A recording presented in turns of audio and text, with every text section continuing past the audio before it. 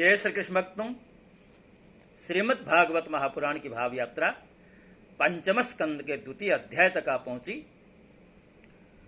प्रथम अध्याय में मनु महाराज जी के जो पुत्र हैं प्रियव्रत, उन्होंने आरंभ में गृहस्थाश्रम अस्वीकार किया। ब्रह्मा जी ने उन्हें समझा बुझा करके विवाह के लिए तैयार किया और उन्होंने 2 विवाह किए। पहली रानी से आग्निद्र आदि 10 पुत्र उत्पन्न किए और दूसरी रानी से 3 पुत्र उत्पन्न किए। जो पहली रानी थी उनसे जो 3 पुत्र हैं वो नैष्ठिक ब्रह्मचारी हुए। पुत्री ऊर्जस्वती शुक्राचार्य जी को ब्याही गई और दूसरी रानी से जो उत्पन्न हुए वो मनमंतरों के अधिपति हो गए। अब प्रियव्रत जी ने, जैसा कि पिछले अध्याय में आपने सुना, पृथ्वी के 7 खंड किए। आग्निद्र आदि 7 पुत्रों में पृथ्वी को बांट दिया। अब जब उन्होंने अपनी चौथी अवस्था देखी है, चतुर्थ अवस्था का भान हो जाने के बाद पुत्रों को एक एक द्वीप का अधिपति बना करके वन में जाकर के हरिभजन करने लगे। अब सुखदेव जी महाराज जो परीक्षित को कथा सुधा का पान करा रहे हैं, पिता प्रियव्रत के इस प्रकार तपस्या में संलग्न हो जाने पर राजा आग्नेयद्र उनकी आज्ञा का अनुसरण करते हुए जम्बुद्वीप की प्रजा का धर्मानुसार पुत्रवत पालन करने लगे। भक्तों, पौराणिक कथाओं में जितने भी राजाओं के चरित्र हुए हैं, उन सब राजाओं के चरित्रों में एक बात विशेष रूप से देखी गई है कि धर्मानुसार अर्थात धर्म के अनुसार ही प्रजा का पुत्रवत पालन करते हैं। वेन को और कंस को छोड़ दिया जाए तो बाकी के जितने भी राजाओं के इतिहास श्रीमद् भागवत में बताए हैं, सब राजाओं ने अपने कर्तव्य का निष्ठापूर्वक निर्वहन किया है। तो एक बार प्रियव्रत के पुत्र आग्निद्र पितृलोक की कामना से सत्पुत्र प्राप्ति के लिए पूजा की सब सामग्री जुटाकर सुर सुंदरियों के क्रीड़ास्थल मंद्राचल की एक घाटी में गए और तपस्या में तत्पर होकर एकाग्र चित्त से प्रजापतियों के पति श्री ब्रह्मा जी की आराधना करने लगे। देखिए, जैसा कि हम सब जानते हैं, ब्रह्मा जी लोक पितामह है। उनको प्रजा की सृष्टि की चिंता हमेशा बनी रहती। तो इधर ब्रह्मा जी की आराधना जैसे ही आग्नेयद्र ने आरंभ की, ब्रह्मा जी ने उनकी अभिलाषा जान ली कि मेरा प्रपौत्र चाहता क्या है। तो अपनी सभा की जो गायिका है, जिसका नाम पूर्वचित्त नाम की अप्सरा है, उसको आग्नेयद्र के पास भेज दिया। अब आग्नेयद्र जी के आश्रम के पास एक अति रमणीय उपवन था। वह अप्सरा उसी में विचरने लगी। उस उपवन में तरह तरह की सघन तरुवरों की शाखाओं पर स्वर्ण लताएं फैली हुई थीं। उन पर बैठे हुए मयूर आदि कई प्रकार के स्थलचारी पक्षियों के जोड़े सुमधुर बोली बोल रहे थे। उनकी षड्जादि स्वरयुक्त ध्वनि सुनकर सचेत हुए जलकुक्कुट, कारंडव एवं कलहंस आदि जल पक्षी भांति भांति से कूजने लगते थे। इससे वहां के कमल वन से सुशोभित निर्मल सरोवर गूंजने लगते थे। पूर्व चित्ती की विलास पूर्ण सुललित गतिविधि और पाद विन्यास की शैली से पद पद पर उसके चरण नूपुरों की झनकार हो उठती थी। उसकी मनोहर ध्वनि सुनकर राजकुमार आग्नेत्र ने समाधि योग द्वारा मूंदे हुए अपने कमल कली के समान सुंदर नेत्रों को कुछ कुछ खोलकर देखा तो पास ही उन्हें वह अप्सरा दिखाई दी। वह भ्रमरी के समान एक एक फूल के पास जाकर उसे सूंघती थी तथा देवता और मनुष्यों के मन और नयनों को आह्लादित करने वाली अपनी विलासपूर्ण गति, क्रीड़ा, चापल्य, लज्जा एवं विनयुक्त चितवन, सुमधुर वाणी तथा मनोहर अंगावयवों से सत्पुरुषों के हृदय में कामदेव के प्रवेश के लिए द्वार सा बना देती थी। जब वह हंस हंस कर बोलने लगती तब ऐसा प्रतीत होता मानो उसके मुख से अमृतमय मादक मधु झर रहा है। उसके निश्वास के गंध से मदांध होकर भौरे उसके मुख कमल को घेर लेते। तब वह उनसे बचने के लिए जल्दी जल्दी पैर उठाकर चलती तो उसके कुछ कलश, वेणी और करधनी हिलने से बड़े ही सुहावने लगते। यह सब देखने से भगवान कामदेव को आग्नेत्र के हृदय में प्रवेश करने का अवसर मिल गया और वे उनके अधीन होकर उसे प्रसन्न करने के लिए पागल की भांति इस प्रकार कहने लगे। देखिए कामांध आग्नेत्र क्या कह रहे हैं उस सुंदरी से, मुनिवर्य तुम कौन हो? इस पर्वत पर तुम क्या करना चाहते हो? पुल्लिंग का प्रयोग किया देखिए यहाँ पर। तुम परम पुरुष श्री नारायण की कोई माया तो नहीं हो? भवों की ओर संकेत करके, सखे तुमने ये बिना डोरी के दो धनुष क्यों धारण कर रखे हैं?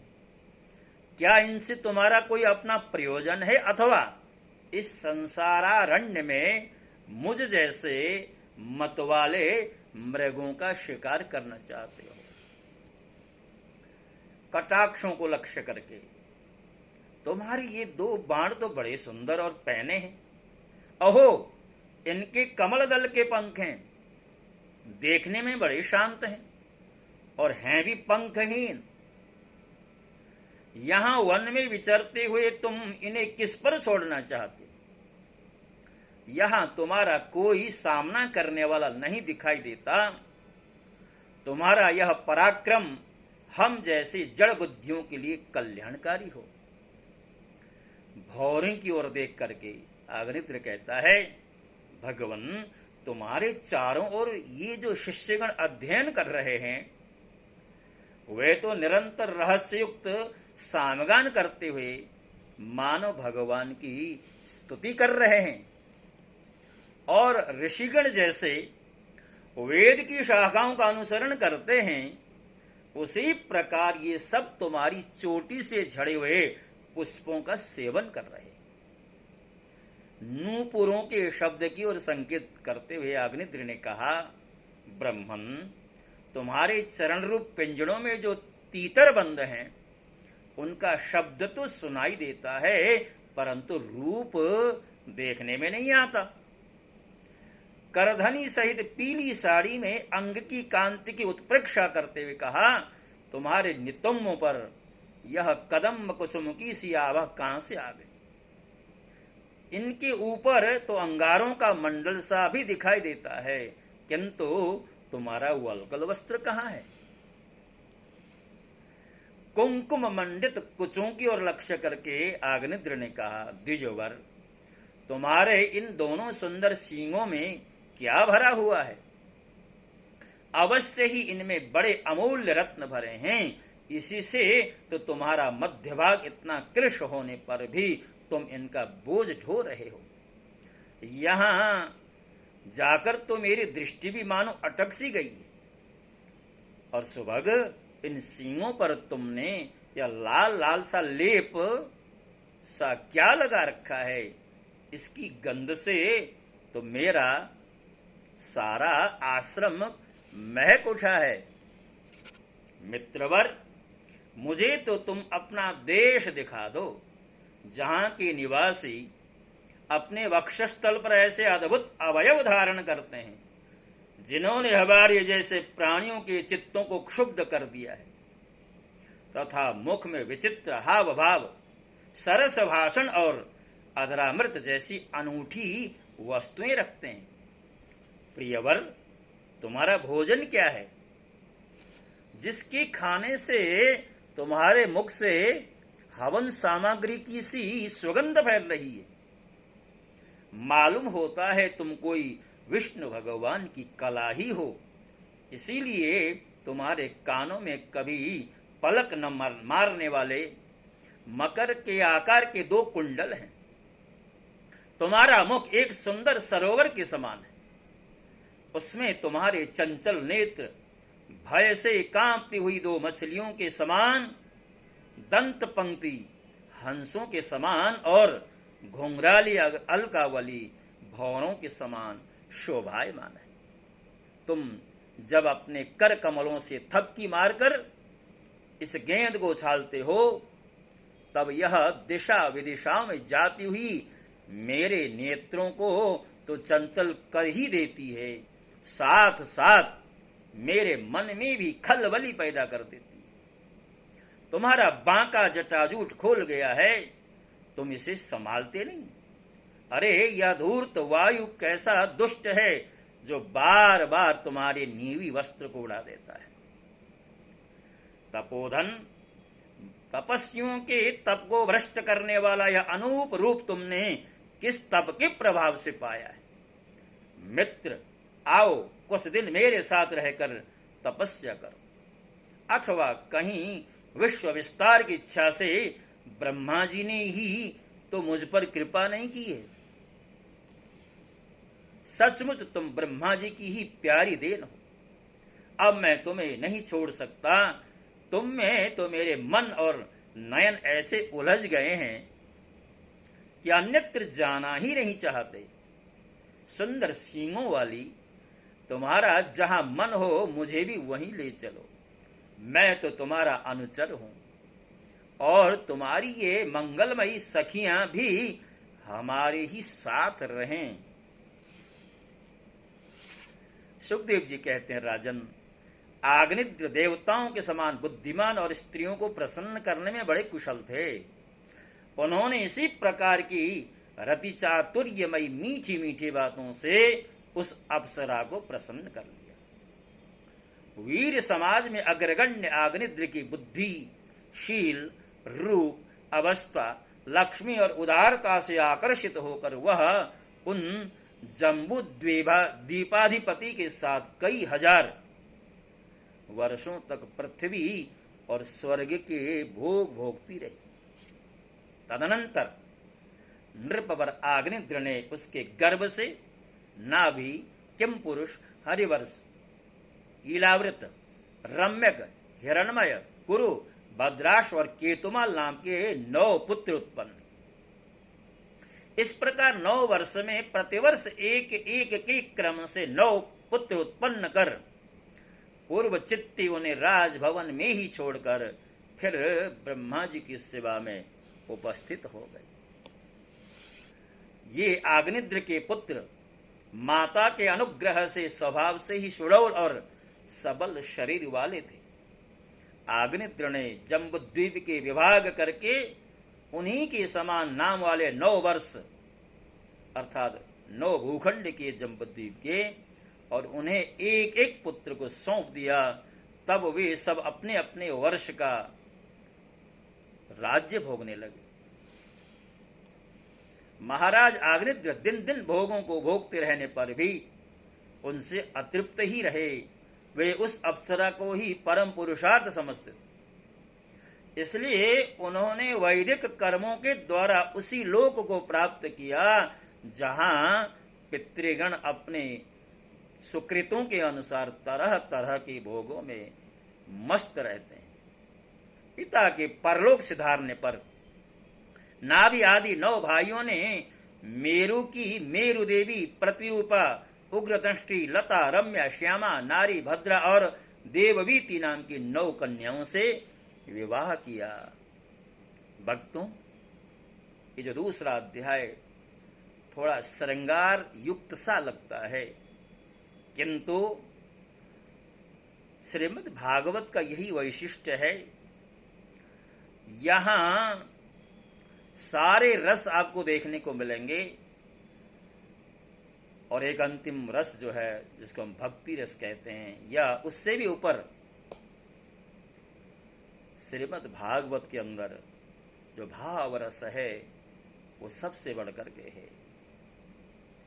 थोड़ा सा श्रृंगार अवश्य दिया गया है, किंतु यह श्रृंगार भी आग्नेय के माध्यम से एक तरह से पूर्व चित्ती के साथ विवाह संपन्न कराने का ब्रह्मा जी का ही उपक्रम था। तो भक्तों, हमारी जो भाव यात्रा है, जैसा कि हमने आरंभ से ही संकल्प लिया हुआ है, इधर उधर की बात न करके भागवत के अंदर जो कुछ भी है, शब्दशः नहीं, अक्षरशः नहीं, तो कम से कम भाव रूप में ही सही आपके समक्ष रखा जाए, ये मेरा प्रयास था। यद्यपि आज न कथाओं की कमी, न कथावाचकों की कमी, न बड़े बड़े आयोजनों की कमी, न विद्वानों की कमी किसी भी बात की नहीं है। मात्र कमी इसी बात की है कि आद्योपांत श्रीमद् भागवत का जो कथा प्रसंग है, ये यूट्यूब में अपलोड करके आज तक किसी ने प्रस्तुत नहीं किया है। तो मेरा ये प्रयास है, आप सब लोग इस प्रयास को सराह रहे हैं, मेरा मनोबल बढ़ा रहे हैं। इसमें कुछ सुझाव आपको देना हो आप दे सकते हैं। इन्हीं शुभेच्छाओं के साथ, कामनाओं के साथ आपसे विदा लेता हूँ। जय श्री कृष्ण।